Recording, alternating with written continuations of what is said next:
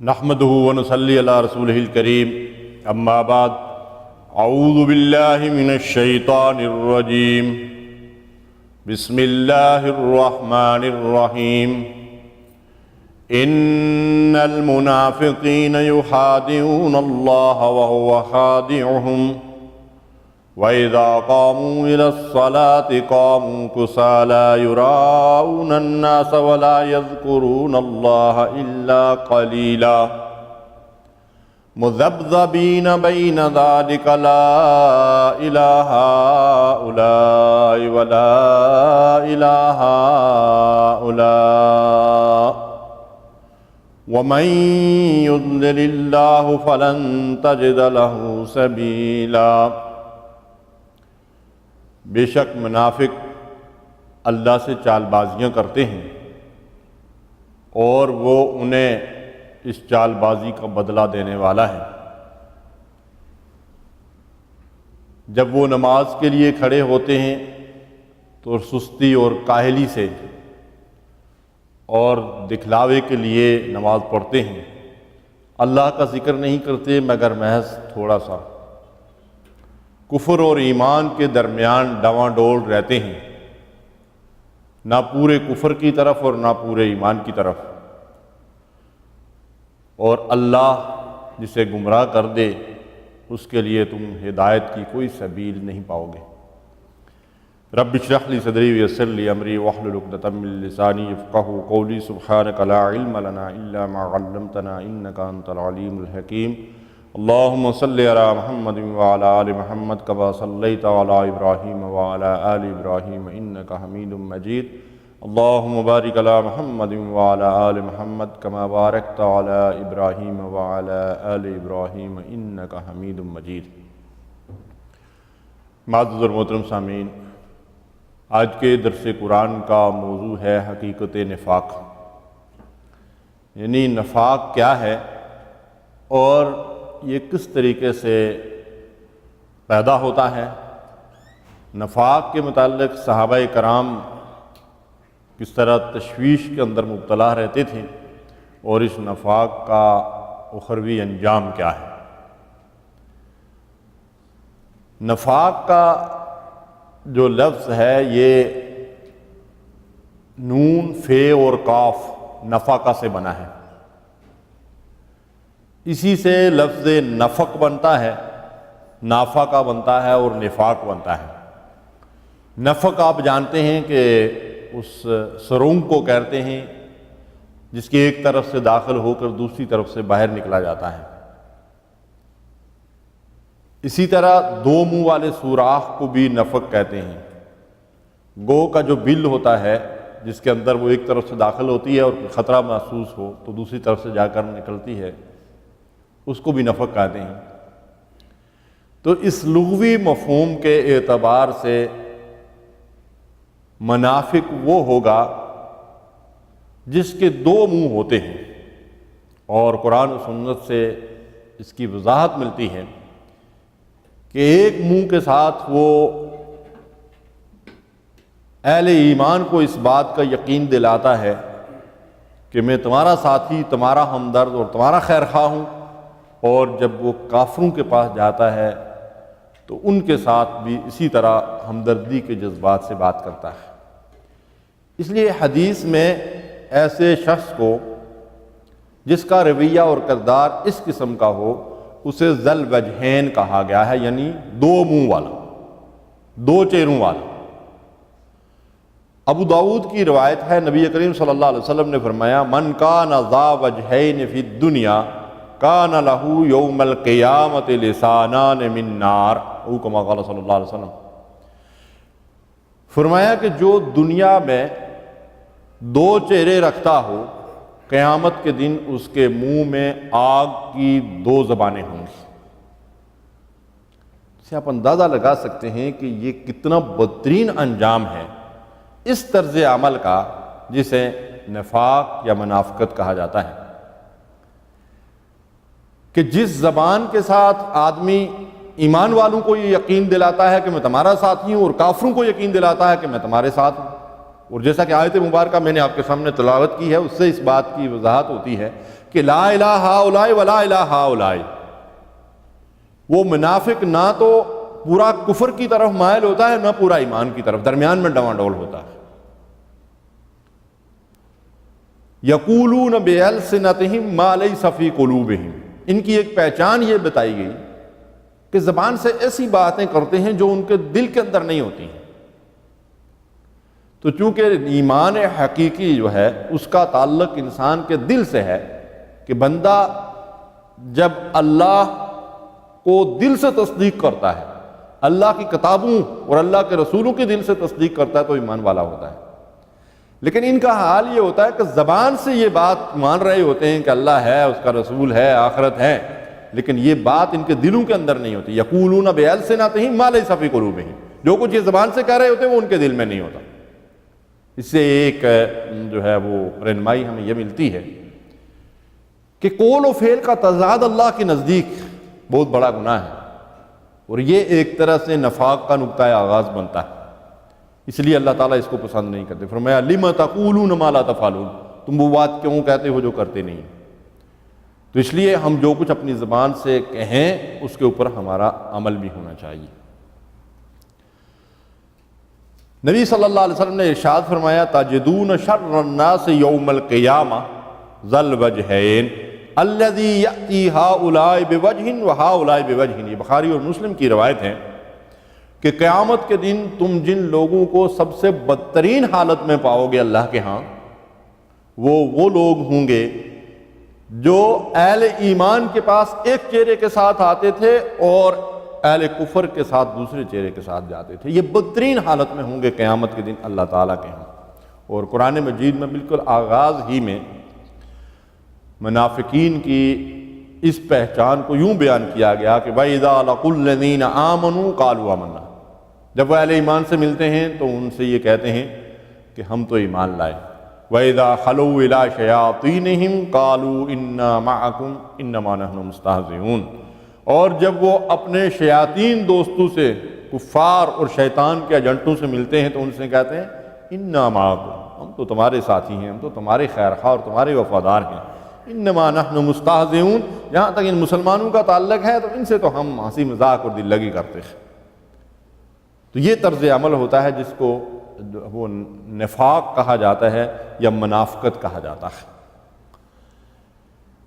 اس نفاق اور منافقت کا آغاز مدنی زندگی کے اندر ہوا۔ مکے میں کوئی نفاق کی حالت میں مبتلا نہیں تھا، خواہ وہ اعتقادی نفاق ہو یا عملی نفاق ہو۔ اس کی وجہ اصل میں تھی کہ مکے میں جو لوگ اسلام قبول کرتے تھے وہاں اسلام اور ایمان کے دعوے کے ساتھ ہی بڑی سخت آزمائش شروع ہو جاتی تھی، لہذا وہاں پہ یہ سوال ہی پیدا نہیں ہوتا تھا کہ کوئی منافقانہ اسلام کے اندر داخل ہو محض مسلمانوں کو دھوکہ دینے کے لیے، مفادات سمیٹنے کے لیے۔ اس لیے کہ وہاں ایمان لانے کے معنی یہ تھے کہ ایک شخص نے پورے شعور و ادراک کے ساتھ اللہ کو اپنا الہ اور معبود ماننے کا جو اعلان کیا ہے، اس کے ساتھ ہی اس کے لیے آزمائش کی بٹیاں جو ہیں وہ سلگا دی جاتی تھی اور تیار ہو جاتی تھی۔ مدینے میں جب رسول اللہ صلی اللہ علیہ وسلم نے اسلامی ریاست کی بنا رکھ دی اور وہاں بعض قبائل اور خاص کر یہود انہوں نے منافقانہ اسلام کو اختیار کیا اور اسلام کا لبادہ اوڑھ کر مفادات کے حصول کے لیے اور مسلمانوں کو دھوکہ دینے کے لیے اہل ایمان میں شامل ہونے کا دعویٰ کیا۔ ان میں کثیر تعداد یہود کی تھی اور اوس و خزرج کے قبائل کے لوگ بھی تھے، اور خاص کر رئیس المنافقین عبداللہ بن ابی، جس کے بارے میں آپ جانتے ہیں کہ نبی صلی اللہ علیہ وسلم کی مدینہ آمد سے پہلے اس کو بادشاہ بنانے پہ دونوں قبیلوں کا اتفاق ہو گیا تھا اور اس کی تاج پوشی کی رسم محض باقی رہ گئی تھی۔ جب رسول اللہ صلی اللہ علیہ وسلم مدینہ پہنچ گئے اور اوس و خزرج کی اکثریت نے اسلام قبول کر لیا تو اس شخص نے یہ دیکھا کہ اب اسلام کی قوت اور شوکت کے سامنے ہتھیار تو ڈالنے ہی پڑیں گے۔ اس نے منافقانہ اسلام کا لبادہ اوڑھ لیا۔ وہ دل سے در حقیقت پکا کافر تھا، اس نے محض اسلام کا لبادہ مسلمانوں کو دھوکہ دینے کے لیے اوڑھ لیا تھا۔ اس کو اعتقادی کفر کہا جاتا ہے۔ یہ عقیدے کا کفر ہوتا ہے، اور اس میں وہ اکیلا نہیں تھا بلکہ اس کے ساتھ یہودی اور دیگر منافقین کی پوری جماعت اور ٹیم شامل تھی، جنہوں نے اپنے کفر پہ پردہ ڈالنے کے لیے محض اسلام کا لبادہ اوڑھ لیا تھا۔ اس کو اعتقادی جو ہے وہ نفاق کہتے ہیں۔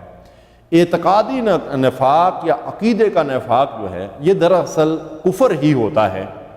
اور محض مسلمانوں کو دھوکہ دینے کے لیے، جیسا کہ قرآن و سنت سے اس کی وضاحت ملتی ہے، ایسے لوگ اسلام کا لبادہ اوڑھ لیتے ہیں، اور ان کا طرز عمل اور ان کا طرز زندگی سارے کا سارا اس بات پہ شاہد ہوتا ہے کہ انہوں نے اسلام کو دل سے قبول نہیں کیا ہے، اور ایمان اور اطاعت کا جذبہ جو ہے وہ ان کے اندر نہیں ہے۔ دوسرا ہوتا ہے عملی نفاق۔ عملی نفاق سے مراد یہ ہے کہ ایک آدمی اسلام میں داخل ہوا،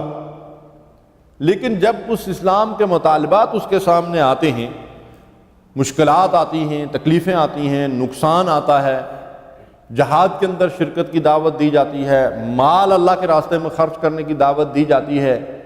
تو اس راستے پہ قدم رکھتے ہوئے پھر وہ دنیا کی محبت اور خواہشات نفس کی وجہ سے یا اپنے مفادات ظاہراً جو ان کے تحفظ کے لیے یا کسی نقصان سے بچنے کے لیے، پھر وہ ان آزمائش کی بٹیوں کے اندر جو ہے وہ داخل ہونے کے لیے اپنے آپ کو جو ہے وہ تیار نہیں کرتا، اور اپنے اندر یہ ہمت نہیں پاتا کہ وہ استقامت کا مظاہرہ کر سکے، تو اس کے اندر ضعف ایمان پیدا ہو جاتا ہے، وہ ایمان کے ان تقاضوں کے اوپر جو ہے وہ پورا نہیں اترتا۔ اس کے نتیجے میں اس کے اندر جو کمزوری پیدا ہوتی ہے وہ اعتقادی نفاق نہیں ہوتا، عقیدے کے اندر جو ہے نفاق نہیں ہوتا، لیکن اس کے عمل سے اس کا اظہار ہونے لگتا ہے، اور یہ نفاق بھی اگر اس کا علاج قرآن و سنت کی روشنی میں نہ کیا جائے اور بروقت اس کے تدارک کی کوشش نہ کی جائے تو یہ نفاق بھی آگے چل کر مستقل نفاق کی صورت اختیار کر سکتا ہے، جس کا انجام بڑا برا ہو سکتا ہے۔ جو عقیدے کا نفاق ہے اس کے بارے میں قرآن سے ہمیں یہ رہنمائی ملتی ہے۔ سورہ آل عمران کی آیت نمبر 72 ہے، وَقَالَتْ طَائِفَةٌ مِّنْ أَهْلِ الْكِتَابِ آمنوا بالذی انزل علی الذین آمنوا وجہ النہار واکفروا آخرہ لعلہم یرجعون۔ اہل کتاب میں سے ایک گروہ اپنے ساتھیوں سے کہتا ہے، اس قرآن پر جو اہل ایمان پر اترا ہے صبح کو ایمان لے آؤ اور شام کو اس کا انکار کر دو تاکہ دوسرے بھی تمہیں دیکھ کر اس دین سے پھر جائیں۔ یہ طرز عمل تھا ان منافقین کا جو اسلام میں داخل ہو کر پھر کفر کرتے تھے، اور صبح ایمان لا کر شام کو انکار کرنے کا مطلب یہ نہیں کہ آج صبح ایمان لایا اور شام کو انکار کر دیا، ایمان کا دعویٰ کیا اور کچھ عرصے کے بعد پھر یہ ہے کہ اس ایمان سے پھر گئے، اس وجہ سے کہ اب لوگوں کو وہ یہ بتاتے تھے کہ ہم نے مسلمانوں کو اور ایمان کے دعوے داروں کو اندر سے جا کر جو ہے اچھی طرح سے دیکھ لیا ہے۔ اور یہ طرز عمل آج بھی اگر آپ دنیا کے اندر دیکھیں تو جاری و ساری ہے، مسلمانوں کے بارے میں اس طرح کے پروپیگنڈے کیے جاتے ہیں۔ تو وہ جا کر پھر اپنے گروہ سے یہ کہتے تھے کہ ہم نے ان مسلمانوں کو اندر سے دیکھ لیا اور جانچ لیا، بڑی اچھی طرح سے پرکھ لیا ہے، ان کے جو دعوے ہیں وہ کچھ اور ہیں اور عملاً کچھ اور ہیں۔ اور یہ کہنے کا ان کا مقصد صرف اور صرف قرآن اس بات کی شہادت دیتا ہے، اللہ عالم الغیب ہمیں اس سے خبردار کر رہے ہیں کہ ان کا مقصد صرف یہ ہوتا تھا کہ باقی لوگوں کو اسلام سے اور دین سے اور ایمان سے متنفر کیا جائے۔ یہ ہے وہ منافقانہ طرز عمل جو اعتقادی نفاق کے مرض کے اندر مبتلا لوگ جو ہے وہ کیا کرتے تھے، یہ ان کا طریقہ کار تھا۔ اور اس میں وہ لوگ بھی شامل تھے جو اس طرح سے اعلانیہ کفر کر کے واپس جو ہے وہ مرتاد نہیں ہوتے تھے، کفر کی طرف واپس اعلانیہ لوٹتے نہیں تھے، لیکن عبداللہ بن ابی کی طرح ان کا خاتمہ جو ہے اسی نفاق کے اوپر ہوتا تھا جس کا لبادہ اوڑھ کر وہ مسلمانوں کو دھوکہ دینا چاہتے تھے، جیسا عبداللہ بن ابی کا خاتمہ جو ہے اسی نفاق پہ ہوا۔ اور اس کے مرنے کے بعد اللہ تبارک و تعالیٰ نے نبی کریم صلی اللہ علیہ وسلم کو منع فرما دیا کہ نہ آپ ایسے لوگوں کے لیے دعائے مغفرت کریں اور نہ کبھی ان کی نماز جنازہ پڑھیں۔ قرآن مجید کی آیت مبارکہ سورہ نساء سے جو میں نے آپ کے سامنے آغاز میں تلاوت کی ہے، اس آیت مبارکہ میں جو عملی نفاق ہے جو ایمان کی کمزوری کے نتیجے میں ظہور کرتا ہے، اس کا ذکر اللہ تعالیٰ نے فرمایا کہ ان المنافقین یخادعون اللہ وهو خادعهم، کہ بے شک یہ منافق اللہ سے چال بازیاں کرتے ہیں لیکن وہ اللہ ان کی چال بازی کا ضرور ان کو بدلہ دے گا۔ وَإِذَا قَامُوا إِلَى الصَّلَاةِ قَامُوا كُسَالَىٰ، یہ نماز کے لیے اٹھتے تو سستی اور قائلی سے اٹھتے ہیں، یراؤن الناس، دکھلاوا کرتے ہیں، ریاکاری کرتے ہیں، وَلَا يَذْكُرُونَ اللَّهَ إِلَّا قَلِيلًا، نماز میں اللہ کا ذکر محض تھوڑا سا کرتے ہیں، بہت قلیل اللہ کا ذکر کرتے ہیں۔ نماز وہ عبادت ہے جس میں اہل ایمان کو انتہائی سکون اور اطمینان کی کیفیت حاصل ہوتی ہے، اور وہ پوری دل جمعی کے ساتھ اطمینان اور سکون کے ساتھ 5 وقت نماز ادا کرتے ہیں، زیادہ سے زیادہ قرآن کی تلاوت کرتے ہیں، طویل رکوع اور سجود کرتے ہیں۔ اس کے مقابلے میں ایک منافق کی کیفیت یہ بیان کی گئی ہے قرآن و سنت کے اندر کہ وہ جلدی جلدی ٹھونگے مار کر واپس جو ہے وہ مسجد سے یا جماعت سے الگ ہونے کے چکر میں ہوتا ہے، اور پھر جب وہ نماز کی طرف آتا ہے تو جیسا کہ حدیث سے بھی اس کی وضاحت ملتی ہے، قاموا کسالا، یعنی وہ سستی اور قائلی سے نماز کی طرف آتے ہیں منافق۔ سید مودودی رحمۃ اللہ علیہ نے اس آیت کی تفسیر میں لکھا ہے کہ وہ جب مسجد کی طرف آ رہے ہوتے ہیں تو ایسا محسوس ہوتا ہے کہ وہ آ نہیں رہے ہیں بلکہ ان کو کھینچ کر لایا جا رہا ہے۔ تو اب آپ بتائیے، غور کیجئے کہ اگر نماز کے لیے یہ طرز عمل اختیار کیا جائے کہ آدمی سستی اور قائلی سے نماز کی طرف ہمیشہ جو ہے وہ انسان راغب ہو اور مسجد کی طرف جائے، تو اس کو منافقانہ طرز عمل کہا گیا ہے۔ تو اگر آدمی سرے سے نماز ہی نہ پڑھے تو وہ کیا ہوگا؟ لیکن آج ہم یہ دیکھتے ہیں کہ دینی اقدار اور روایات کو جو ہم نے نقصان پہنچایا ہے، اس کی وجہ سے ہمارے معاشرے میں بڑی آسانی سے ایک شخص جو ہے وہ منہ کھول کر کہہ دیتا ہے کہ میں نماز نہیں پڑھتا لیکن باقی کوئی غلط کام نہیں کرتا، میں تو بڑا اچھا مسلمان ہوں۔ لیکن قرآن یہ بتاتا ہے کہ ایک منافق جو ہے اس کو اپنے نفاق کو چھپانے کے لیے 5 وقت مسجد نبوی میں آنا پڑتا تھا اور نماز مسجد کے اندر آ کر ادا کرنی پڑتی تھی۔ لیکن ہمارے تنزل کا حال یہ ہے کہ آج ہماری اکثریت سرے سے مسجد میں جاتی ہی نہیں ہے، اور ہمارا شمار بہرحال مسلمانوں کے اندر ہوتا ہے۔ لیکن قرآن نماز کے اندر سستی اور قائلی کو نفاق کے مرض کی علامت کے طور پر ہمارے سامنے رکھ رہا ہے۔ اور پھر اس کے بعد ارشاد فرمایا کہ مذبذبین بین ذلک لا الہ ہؤلاء ولا الہ ہؤلاء، کفر اور ایمان کے درمیان منافق جو ہے وہ ڈواں ڈول رہتا ہے، کبھی اس طرف ہوتا ہے کبھی اس طرف ہوتا ہے۔ ومن یضلل اللہ فلن تجد لہ سبیلا، اللہ تعالیٰ جس کو گمراہ کر دے اس کو کوئی ہدایت دینے والا نہیں۔ اللہ کے گمراہ کرنے کا مطلب یہ ہے کہ یہ طرز عمل جب ایک انسان اختیار کرتا ہے اور اس طریقے سے دراصل وہ اللہ کے ساتھ، اللہ کے رسول کے ساتھ، اہل ایمان کے ساتھ دھوکہ بازی کا رویہ اختیار کرتا ہے، تو اس دل کی کجی کے باعث اور گمراہی کے راستے کو اختیار کرنے کے باعث اللہ اس کے دل پہ مور لگا دیتا ہے، اور اس کے نتیجے میں وہ گمراہی میں بھٹک کر بہت دور نکل جاتا ہے، اور پھر اس کے راہ راست پر آنے کی کوئی امید جو ہے وہ باقی نہیں رہتی۔ ایک اور جگہ قرآن مجید میں اللہ تعالیٰ نے ایسے لوگوں کے طرز عمل کو اس طرح واضح کیا ہے کہ فرمایا وَمِنَ النَّاسِ مَن يَعْبُدُ اللَّهَ عَلَىٰ حَرْفٍ، بعض لوگ ایسے ہیں جو کنارے کنارے رہ کر اللہ کی عبادت کرنا چاہتے ہیں، یعنی کوئی قربانی نہیں دینا چاہتے، کوئی اللہ کی راہ میں ایثار نہیں کرنا چاہتے، کوئی تکلیف نہیں اٹھانا چاہتے، ان کے پاؤں میں کانٹا نہیں چبھنا چاہیے، ان کو ایسا اسلام درکار ہے کہ جس اسلام کی وجہ سے ان کی خواہشات نفس کو بالکل کوئی ٹھیس نہ پہنچے۔ فرمایا کہ کچھ ایسے لوگ بھی ہیں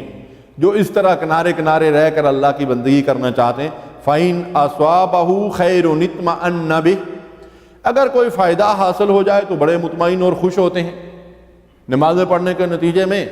اگر اللہ تعالیٰ ان کو دنیا کے فائدے دیتا ہے اور نقصانوں سے بچاتا ہے، یا کسی جنگ کے اندر مال غنیمت زیادہ سے زیادہ حاصل ہوتا ہے، تو بڑے خوش اور مطمئن اور بڑے بڑے دعوے کرتے ہیں کہ ہم تو مطلب یہ ہے کہ اس فوج کے اندر شامل تھے، ان لوگوں کے ساتھ شامل تھے، ہم نے جہاد کیا، ہم نے یہ تیر مارے۔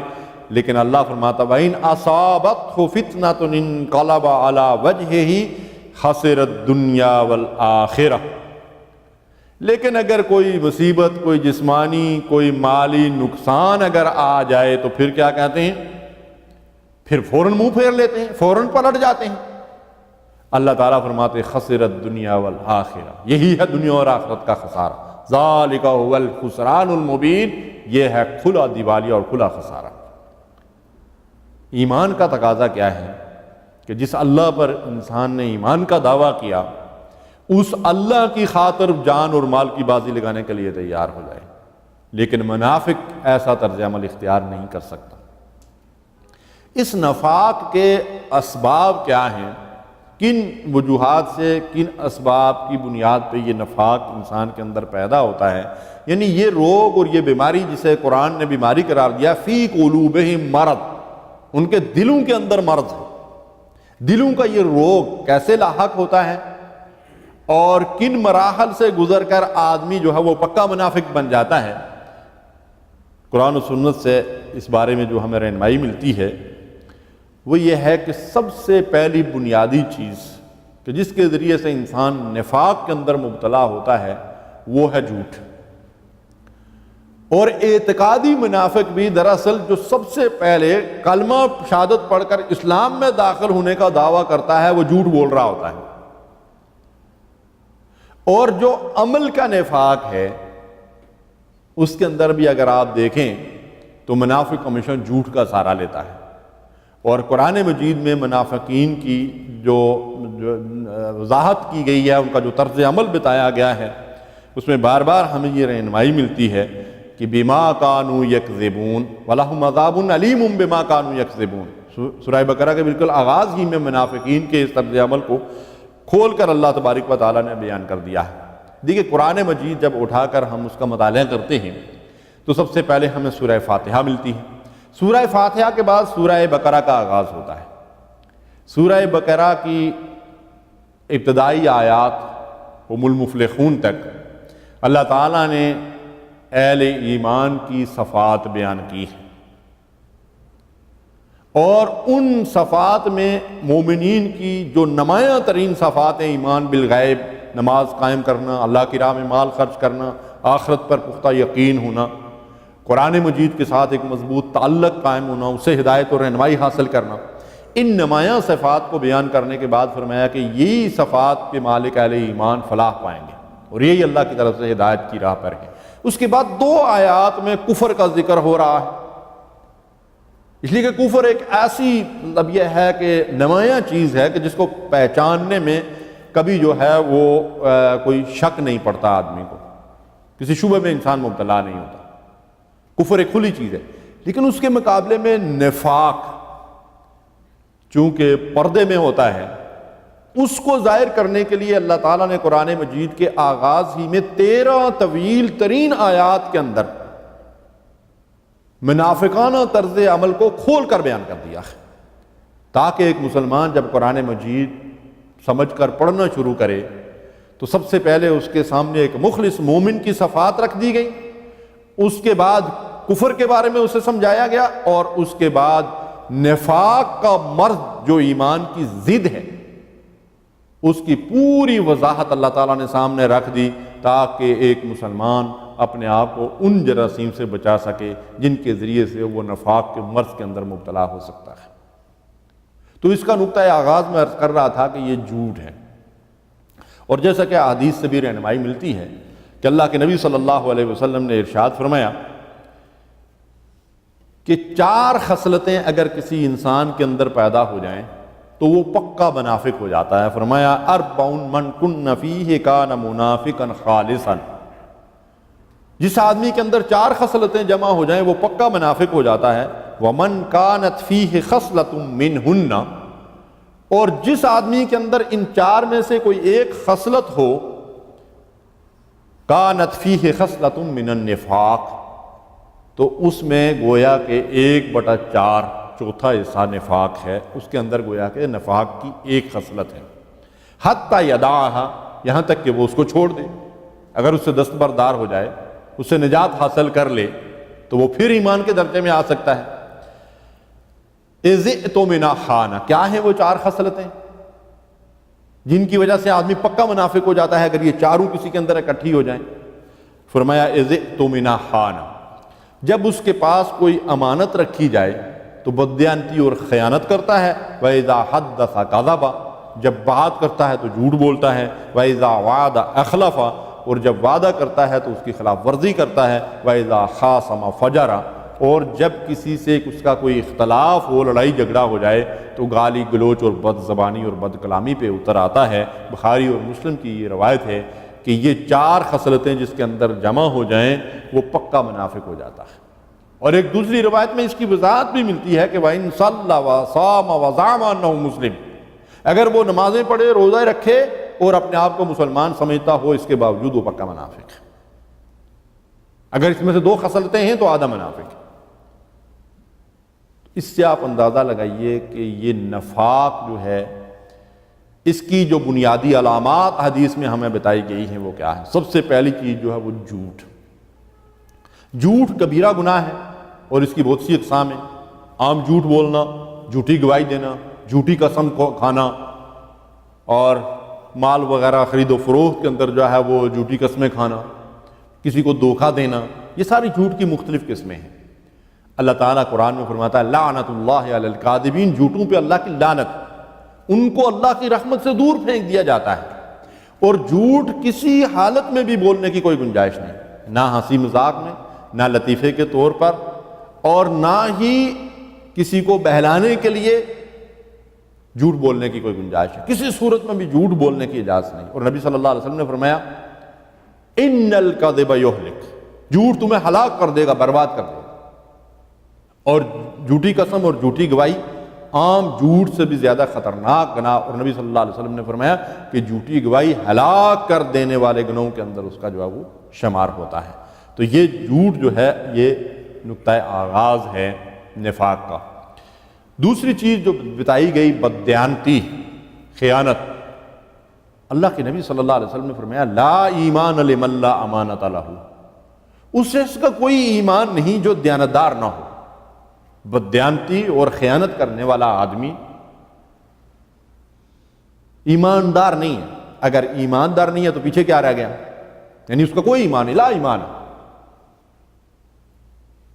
یہ انبیاء علیہم السلام کی صفت ہے، قرآن مجید کے اندر بیان کی گئی، نبی کریم صلی اللہ علیہ وسلم کی ایک نمایاں صفت تھی، اور رسول اللہ صلی اللہ علیہ وسلم کی تو پہچان ہی یہ تھی کہ نبوت اور رسالت سے بھی پہلے آپ کو لوگ صادق اور امین کے نام سے پہچانتے تھے، سچے اور کھرے انسان، دیانتدار انسان۔ حتیٰ کہ وہ مشرکین جو آپ کی جان کے دشمن تھے، انہوں نے اپنی امانتیں رسول اللہ صلی اللہ علیہ وسلم کے حوالے کر رکھی تھی، اور ان کی امانتوں کی بھی اسی طرح حفاظت کرتے تھے جس طرح کسی مسلمان کی امانت کی حفاظت فرماتے تھے۔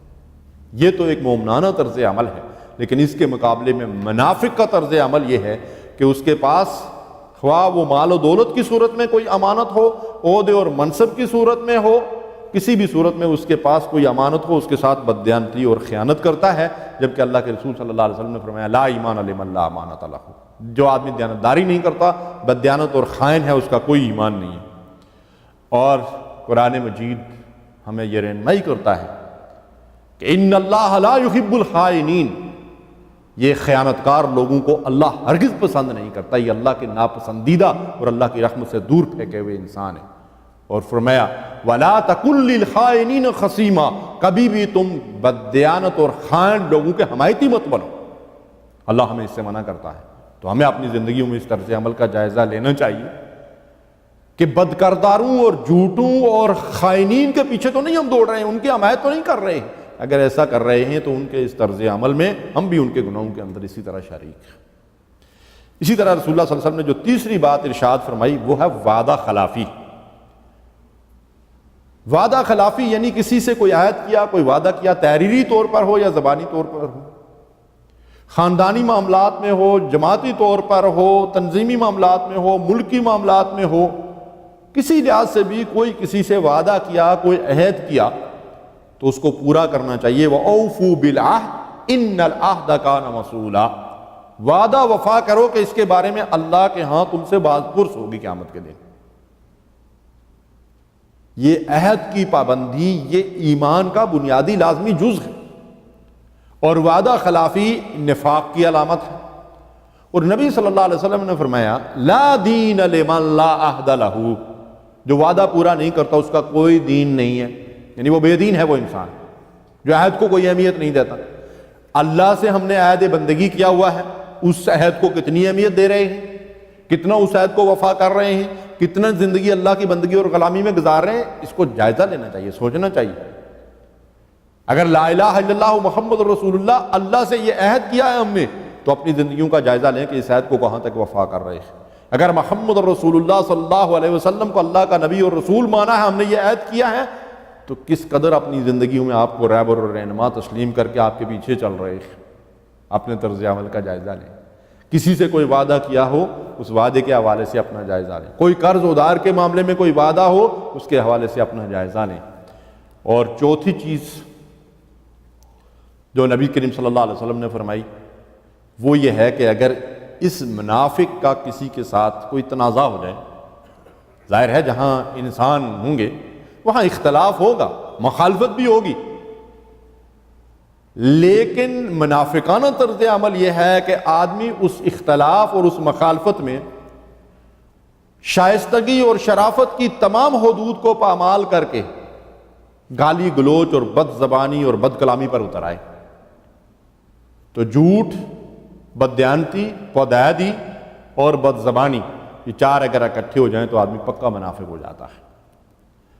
اب میں اور آپ اگر اپنا اور اپنے معاشرے کا اور اپنی قوم کا جو طرز عمل ہے اور جو شہادتیں اس بارے میں ہمیں اپنے عمل اور کردار سے ملتی ہیں ان کا جائزہ لیں تو ہم کہاں کھڑے ہیں؟ جھوٹ، بددیانتی،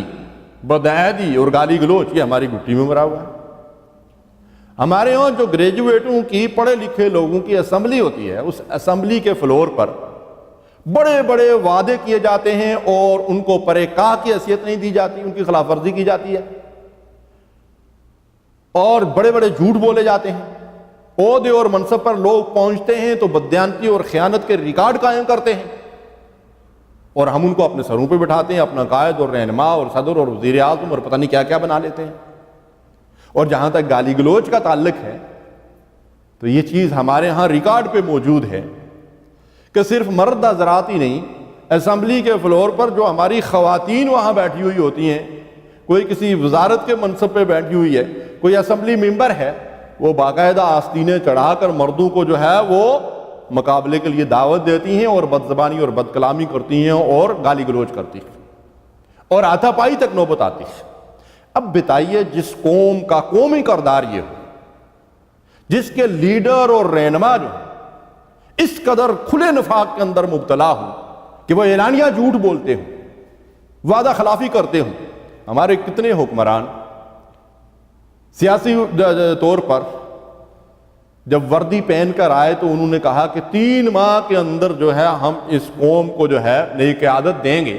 تو ان کے 3 ماہ 10 یا 12 سال کے بعد جا کر پورے ہوتے ہیں۔ تو بتائیے اس قوم کے عام عوام کی کیفیت اور حالت کیا ہو؟ الناس علی دین ملوکہم، عوام اور عام لوگ جو ہیں وہ اپنے حکمرانوں کے طرز زندگی اور طرز عمل کے مطابق عمل کرنے والے ہوتے ہیں، وہ ان کے دین پر چلنے والے ہوتے ہیں۔ یہی وجہ ہے کہ نفاق ہماری گٹی کے اندر رچ بس گیا ہے۔ منافقانہ طرز عمل اور منافقت دنا رہی ہے۔ اعلان منافقین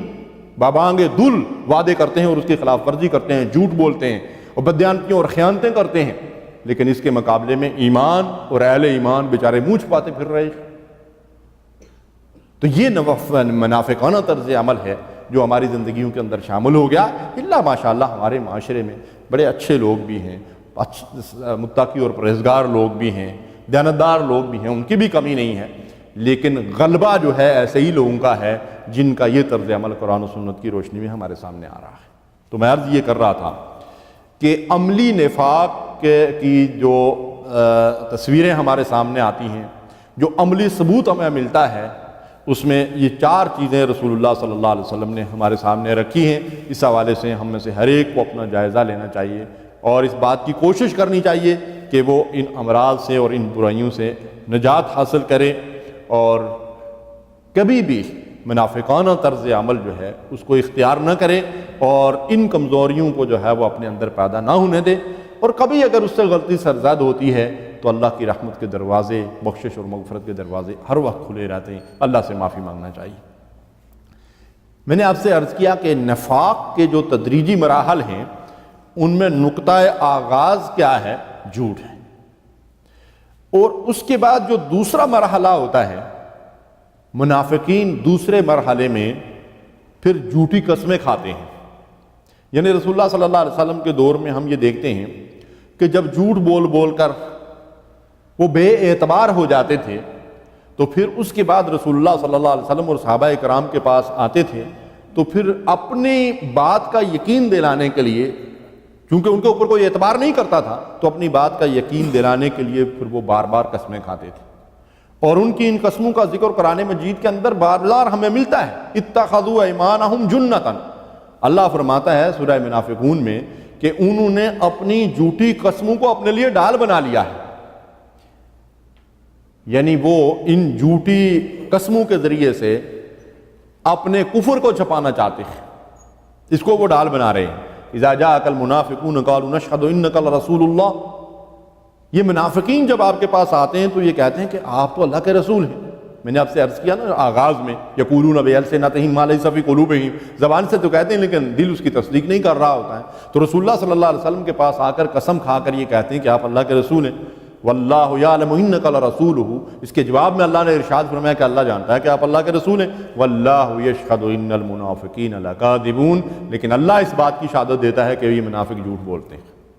یعنی ان کا جھوٹ کیا تھا؟ وہ بات تو سچی کہہ رہے تھے کہ آپ اللہ کے رسول ہیں، لیکن اس کا مطلب یہ ہے کہ سچی بات کرنے والا بھی جھوٹا ہو سکتا ہے کہ وہ بات محض زبان سے کہہ رہا ہے، دل اس کا اس کی شہادت نہیں دے رہا، اس کی گواہی نہیں دے رہا۔ یہ تھا منافقانہ طرز عمل۔ اسی طرح غزوہ تبوک کے موقع پر جب رسول اللہ صلی اللہ علیہ وسلم صحابہ کرام کو ساتھ لے کر نکلے تو جو لوگ پیچھے رہ گئے تھے ان میں جو منافقین کی اکثریت تھی پیچھے رہ جانے والوں میں، مخلص مومنین جو ہے وہ بہت کم تھے، ان کا طرز عمل ان منافقوں سے بالکل مختلف تھا۔ تو وہاں منافقانہ طرز عمل جو ہے اس کا اظہار ہمیں کس طریقے سے ملتا ہے کہ رسول اللہ صلی اللہ علیہ وسلم جب فاتحانہ واپس لوٹتے ہیں تو وہی لوگ جو مسلمانوں کو اس جہاد سے روکنے کی کوشش کر رہے تھے، انہیں کہتے تھے کہ فصلیں پکی ہوئی ہیں، اتنی شدت کی گرمی ہے، اس شدت کی گرمی میں تمہیں نکالا جا رہا ہے، بڑا ظلم ہو گیا، بڑی زیادتی ہوگی، تاکہ لوگ بددل ہو کر جہاد کے لیے نہ نکلیں۔ تو جب مسلمان فاتحانہ واپس لوٹے تو اب یہ کیا کر رہے ہیں؟ سَيَحْلِفُونَ لَكُمْ لِتَرْضَوْا عَنْهُمْ، اب یہ قسمیں کھاتے ہیں آپ کے پاس آ کر، عذرات لنگ پیش کر رہے ہیں، عجیب عجیب قسم کے بہانے بنا رہے ہیں تاکہ آپ کو راضی کر لیں۔ فَإِن تَرْضَوْا عَنْهُمْ فَإِنَّ اللَّهَ لَا يَرْضَىٰ عَنِ الْقَوْمِ الْفَاسِقِينَ، اللہ نے فرمایا کہ اگر اے نبی، اگر آپ ان کے ظاہر کو دیکھ کر ان کی جھوٹی قسموں کے اوپر اعتبار کر کے آپ ان سے راضی بھی ہو جائیں تو اللہ تو ان سے راضی نہیں ہوگا، اللہ ایسے فاسقوں کو ہرگز ہدایت نہیں دیا کرتا۔ تو یہ ہے منافقانہ طرز عمل، یہ دوسرا مرحلہ ہوتا ہے، پھر وہ جھوٹی قسموں پہ اتر آتے ہیں۔ اور تیسرا مرحلہ جو ہے منافقانہ طرز عمل کا اور نفاق کے پختہ ہو جانے کا، وہ یہ ہوتا ہے کہ یہ منافقین جب اس سے آگے بڑھتے ہیں تو پھر وہ اہل ایمان پہ، مخلص لوگوں پہ اعتراض کرنا شروع کر دیتے ہیں اور ان سے حسد اور بغض جو اور دشمنی جو ہے وہ اختیار کر لیتے ہیں۔ اس تناظر میں ہمیں آج کے دور میں بھی یہ دیکھنا چاہیے کہ کون ایسے لوگ ہیں جن کا طرز عمل یہ ہے کہ وہ مخلص اہل ایمان کے اوپر پھپتیاں کستے ہیں، ان کے اوپر الزام تراشیاں کرتے ہیں، ان سے دشمنی کرتے ہیں، ان سے بغض رکھتے ہیں۔ جس دور میں قرآن مجید نازل ہو رہا تھا اور ان لوگوں کی قرآن نشاندہی کرتا تھا، اس میں اللہ تعالیٰ نے ارشاد فرمایا وَمِنْهُمْ مَنْ يَلْمَزُكَ فِي الصَّدَقَاتِ، اور ان میں وہ بھی ہیں کہ اے محمد مصطفیٰ صلی اللہ علیہ وسلم صدقات کے مال کی تقسیم میں وہ آپ پر اعتراض کرتے ہیں۔ مثلا منافقین رسول اللہ صلی اللہ علیہ وسلم کو یہاں تک کہتے تھے کہ اے محمد صلی اللہ علیہ وسلم انصاف کیجئے، نعوذ باللہ، آپ کو اللہ تعالیٰ نے دنیا کے اندر عدل و انصاف کو قائم کرنے کے لیے بھیجا، تو رسول اللہ صلی اللہ علیہ وسلم انصاف نہیں کریں گے تو انصاف آئے گا کہاں سے؟ لیکن جس کے دل کے اندر محمد رسول اللہ صلی اللہ علیہ وسلم کے مرتبے اور مقام کا احساس نہیں تھا، وہ آ کر رسول اللہ صلی اللہ علیہ وسلم سے بھی کہتا تھا کہ آپ صدقات کی تقسیم میں انصاف کیجئے، انصاف کے تقاضے پورے نہیں ہو رہے ہیں۔ یعنی انصاف کے تقاضے کیسے پورے ہوں گے کہ منافقوں کو زیادہ سے زیادہ دنیا کا مال دیا جائے، ان کے نزدیک یہ انصاف تھا، نعوذ باللہ من ذالک۔ تو اس کا مطلب یہ ہے کہ پھر وہ مخلص اہل ایمان کے طرز زندگی کے اوپر اعتراضات کر رہے ہیں اور ان سے بغض اور دشمنی رکھتے ہیں۔ مثلا دیکھیے غزوہ احد کا موقع آتا ہے، رسول اللہ صلی اللہ علیہ وسلم نکلے ہیں اللہ کے راستے میں جہاد کے لیے، تو عبداللہ بن ابی معمولی اختلاف کی بنیاد پہ اپنے 300 ساتھیوں کو لے کر الگ ہو جاتا ہے تاکہ مسلمانوں کو موقع پہ دھوکہ دے کر ان کو نقصان پہنچائے۔ یعنی ہمیشہ منافقین وہ لوگ ہیں جو مسلمانوں سے بدخائی کرتے ہیں اور مسلمانوں کو نقصان پہنچانے کے لیے جو موقع ان کو ملتا ہے اسے فائدہ اٹھاتے ہیں۔ غزوہ خندق کے اندر مسلمانوں کی پیٹھ میں چھرا گھونپنے کی جو ہے وہ منافقین نے کوشش کی، یہودیوں کے ساتھ مل کر مسلمانوں کو نقصان پہنچانے کی کوششیں کی، لیکن ہر موقع پر اللہ تعالیٰ نے اہل ایمان کو ان کے شر سے محفوظ رکھا۔ اسی طریقے سے ہم یہ دیکھتے ہیں کہ بخاری شریف کی روایت ہے، آیات النفاق بغض الانصار، انصار کے ساتھ بغض اور عداوت رکھنا یہ بھی جو ہے وہ نفاق کی ایک علامت اور نفاق کی ایک نشانی ہے۔ اور پھر جو اہل ایمان اخلاص کے ساتھ اللہ کی راہ میں صدقہ اور خیرات کرتے تھے، ان میں سے بعض وہ بھی ہوتے تھے جو محنت مزدوری کر کے جو کچھ مال ملتا تھا اسے لا کر رسول اللہ صلی اللہ علیہ وسلم کی خدمت میں پیش کرتے تھے، ان پر بھی یہ اعتراض کرتے تھے، اور جو کھلے دل سے حضرت عثمان رضی اللہ تعالیٰ عنہ کی طرح، عبد الرحمن بن عوف رضی اللہ تعالیٰ عنہ کی طرح اللہ کی راہ میں مال خرچے تھے، ان کے اوپر بھی اعتراض کرتے تھے۔ ان کے اوپر کیا اعتراض کرتے تھے؟ جو کھلے دل سے اللہ کی راہ میں زیادہ سے زیادہ خرچ کر رہے ہیں ان کو تانا دے رہے ہیں کہ یہ شہرت اور ناموری کے لیے، ریاکاری کے لیے ایسا کر رہے ہیں، نعوذ باللہ۔ اور جو بیچارے تنگ دستی کے باوجود اللہ کی راہ میں کچھ مال لے کر دے رہے ہیں ان کے اوپر زبانیں تان دراز کر رہے ہیں کہ دیکھو اس مال سے جو کیسر و کسرا فتح ہوں گے۔ اللہ تبارک و تعالیٰ ان ساری چیزوں کو نہیں دیکھتا، وہ تو دلوں کی کیفیت کو دیکھتا ہے، لیکن منافقانہ طرز عمل یہ ہے جس کا قرآن سے ہمیں ثبوت ملتا ہے کہ الذین یلمزون المتطوعین من المؤمنین فی الصدقات والذین لا یجدون الا جہدہم فیسخرون منہم۔ اللہ ارشاد فرماتا ہے وہ لوگ منافقین ان مخلص اہل ایمان پر اعتراض کرتے ہیں جو دل کھول کر خرچ کرتے ہیں، اور ان پر بھی اعتراض کرتے ہیں جو بڑی مشکل سے کچھ چیز جو ہے وہ کما کر لاتے ہیں، تنگ دستی کی حالت میں ہوتے ہیں، لیکن پھر بھی اللہ کی راہ میں صدقہ اور خیرات کرتے ہیں، ان کے اوپر بھی اعتراض کرتے ہیں اور ان کا بھی مذاق اڑاتے ہیں۔ تو یہ منافقانہ طرز عمل ہے جس کی قرآن و سنت سے ہمیں رہنمائی ملتی ہے۔ اس طرز عمل پر چلتے چلتے پھر ان لوگوں کی کیفیت یہ ہوتی ہے کہ اللہ تعالیٰ فرماتے ہیں ذالک بانہم آمنوا ثم کفروا فطبع علی قلوبہم فہم لا یفقہون۔ یہ جو انہوں نے ایمان لایا یعنی کلمہ پڑھا، لوگوں کے سامنے اس بات کی شہادت دی کہ اللہ وحدہ لا شریک ہے، محمد صلی اللہ علیہ وسلم اللہ کے رسول ہیں، ثم کفروا، پھر کافرانہ طرز عمل اختیار کیا، فطبع علی قلوبہم فہم لا یفقہون۔ تو اب اس طرز عمل کی وجہ سے اللہ ان کے دلوں پہ ایسے ٹھپے لگا دیتا ہے کہ پھر ان کو ہدایت نہیں ملتی، ان کو پھر اللہ کی طرف سے ہدایت نصیب نہیں ہوتی۔ اسی نفاق کی حالت میں گویا کہ کافرانہ طرز عمل پہ ان کا خاتمہ ہوتا ہے۔ ایسے ہی لوگوں کے بارے میں قرآن یہ شہادت بھی دیتا ہے کہ صم بکم عمی فہم لا یرجعون، یہ گونگے بہرے اور اندھے ہو جاتے ہیں، یہ واپس ہدایت کی طرف اور اللہ اور رسول کی طرف لوٹنے اور پلٹنے والے لوگ نہیں ہوتے ہیں۔ تو یہ ایسا طرز عمل اختیار کرنے کی وجہ سے انسان کو جو ہے وہ ہمیشہ کے لیے راہ ہدایت سے محروم ہو جاتا ہے، اور نفاق اور کفر کے اندر ہی انسان پھر آگے بڑھتا رہتا ہے۔ ایک مسلمان سے بھی گناہ سرزد ہوتا ہے، لیکن ایک مسلمان کے طرز عمل اور ایک منافق کے طرز عمل کے اندر فرق کیا ہے؟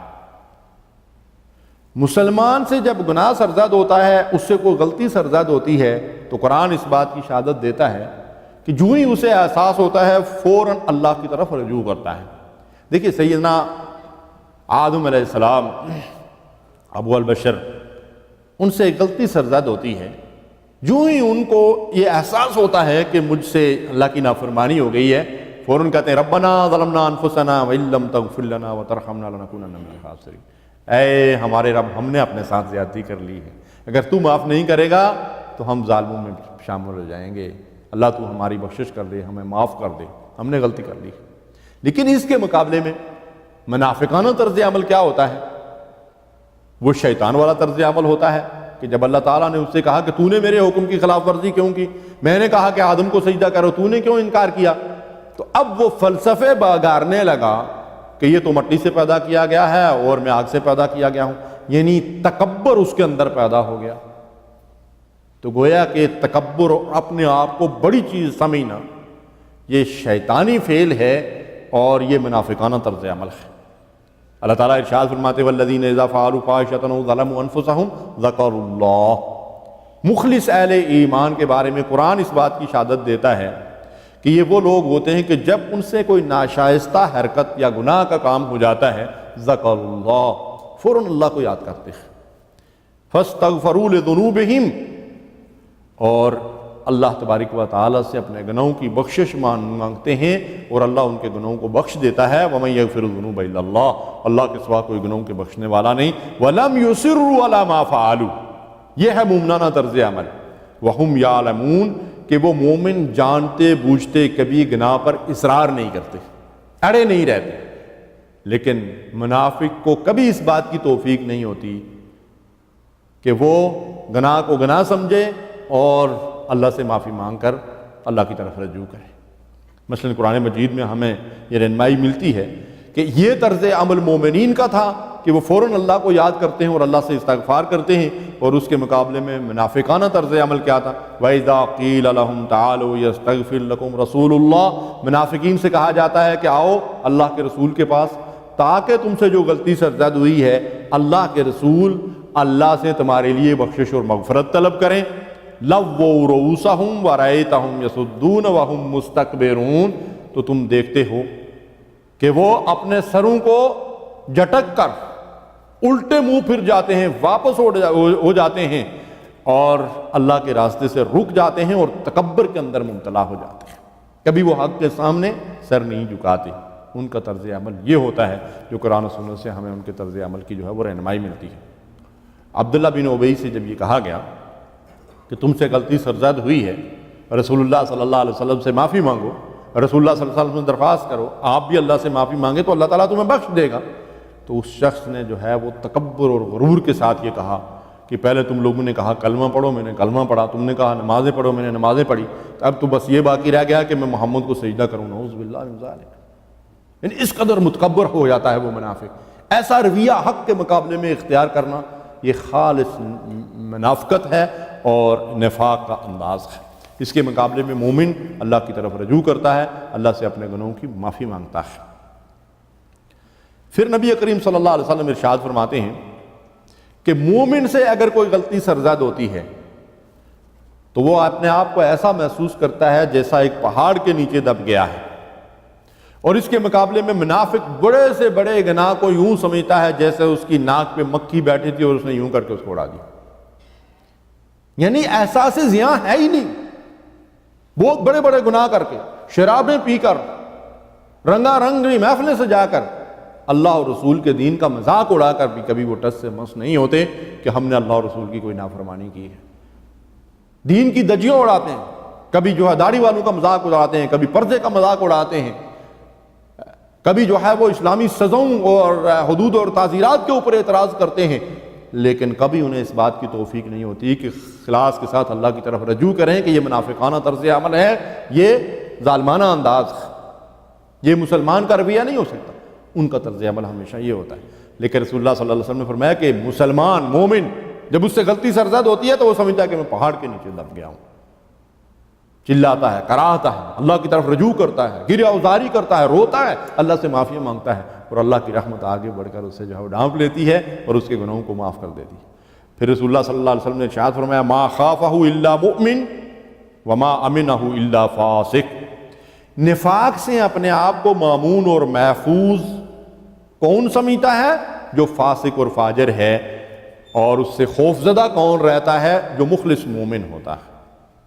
پھر اللہ کے رسول صلی اللہ علیہ وسلم فرماتے ہیں ہم المنافق بطنہ وہم المؤمن فرسہ، منافق کی نگاہ اپنے پیٹ پر لگی رہتی ہے، یعنی وہ جو طرز عمل اور رویہ اختیار کرتا ہے اپنے دنیاوی مفادات کو اور اپنے پیٹ کو دیکھتا ہے۔ اس سے آپ اندازہ لگا سکتے ہیں کہ آج کے دور میں ہم نفاق کو کیسے پہچان سکتے ہیں، اور نفاق کو پہچاننے کا مطلب یہ نہیں کہ ہم دوسروں پہ منافقت کے فتوے لگائیں، اپنا جائزہ لیں کہ میرے اندر نفاق تو نہیں پیدا ہو گیا ہے۔ تو نبی صلی اللہ علیہ وسلم نے فرمایا کہ منافق کی ساری تگ و دو پیٹ کے لیے ہوتی ہے، اس کی ساری پلاننگ، اس کی ساری بھی سوچ بچار، کبھی مسلمانوں کو اپنے جو ہے وہ ہمدردیوں کا یقین دلاتا ہے، کبھی کافروں کو، ہر جگہ اس کے پیش نظر اپنا ذاتی مفاد ہی ہوتا ہے، دونوں طرف سے مفادات سمیٹنے کی کوشش کرتا ہے۔ لیکن اس کے مقابلے میں حضور نے فرمایا وَحَمُّ الْمُؤْمِنِ فَرْسُهُ، جبکہ مومن کی نگاہ ہمیشہ جہاد کے گھوڑے پہ لگی رہتی ہے۔ مومن کو اس بات کی فکر ہوتی ہے کہ اللہ کا دین کس طریقے سے سربلند ہو سکتا ہے، اس کا پیغام کیسے پھیل سکتا ہے، کلمہ حق کیسے دنیا کے اندر جو ہے وہ بلند ہو سکتا ہے، حق کس طریقے سے غالب ہو سکتا ہے۔ یہ مومنانہ طرز عمل ہے منافق کے معاملے میں۔ مجھے اور آپ کو بھی اپنا جائزہ لینا چاہیے کہ اللہ کے دین کے غلبے کی جو جدوجہد ہے اور خدا کے دین کا جو غلبہ ہے اس کی مجھے اور آپ کو کتنی فکر ہے۔ اب ہم دیکھتے ہیں کہ صحابہ کرام، جیسا کہ نبی صلی اللہ علیہ وسلم نے فرمایا کہ اس سے اپنے آپ کو مامون صرف فاسق و فاجر ہی سمجھتا ہے اور مومن ہمیشہ اس کے معاملے میں خوفزدہ رہتا ہے، تو ہم یہ دیکھیں گے کہ صحابہ کرام اس نفاق کے معاملے میں کس طریقے سے خوفزدہ رہتے تھے۔ دیکھیے، جہاں کہیں سرمایہ ہوتا ہے، کوئی جمع پونجی ہوتی ہے، تو آدمی اس کی حفاظت کے لیے بہت سارے انتظامات کرتا ہے اور اس کے لیے گارڈ کھڑے کرتا ہے، اس کے لیے بندوق بردار اور اسلحہ بردار کھڑے کرتا ہے تاکہ وہ چوری نہ ہو جائے۔ ایک دیوالیہ قسم کا فقیر کسی انسان کا گھر ہو تو اس کے دروازے اگر راتوں کو بھی کھلے رہ جائیں تو کوئی مسئلہ نہیں ہے،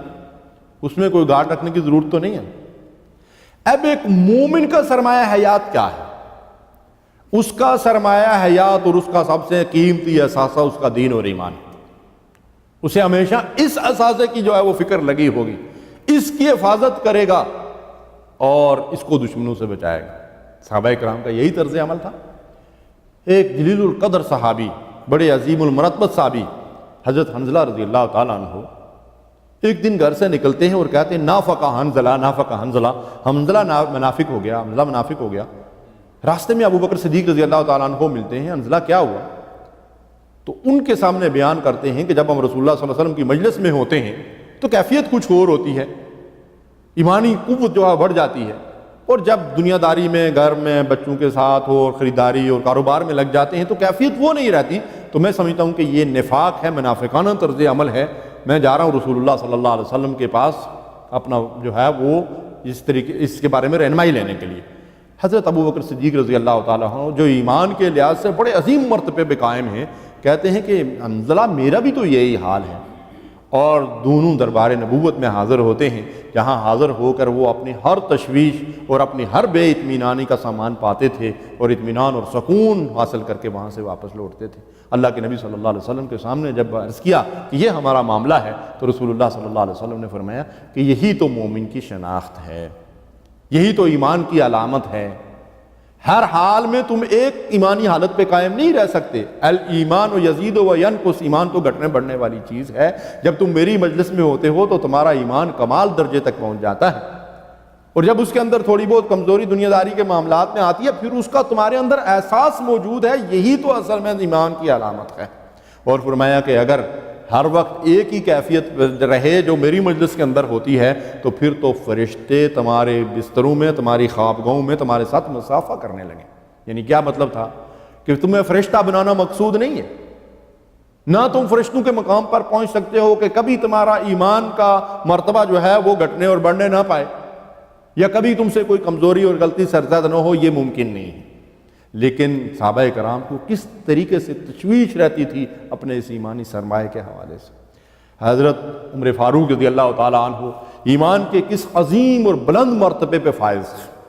کہ حضور فرماتے ہیں جس طرف سے عمر جاتا ہے شیطان راستہ چھوڑ دیتا ہے، بھاگ جاتا ہے۔ فرمایا میرے بعد اگر کوئی نبی ہوتا تو عمر فاروق رضی اللہ تعالیٰ عنہ ہوگا۔ لیکن اپنے اس ایمان کے سرمایہ کی حفاظت اور اس کے بارے میں تشویش کس طرح کی ہے؟ کیا آج کے دور میں کوئی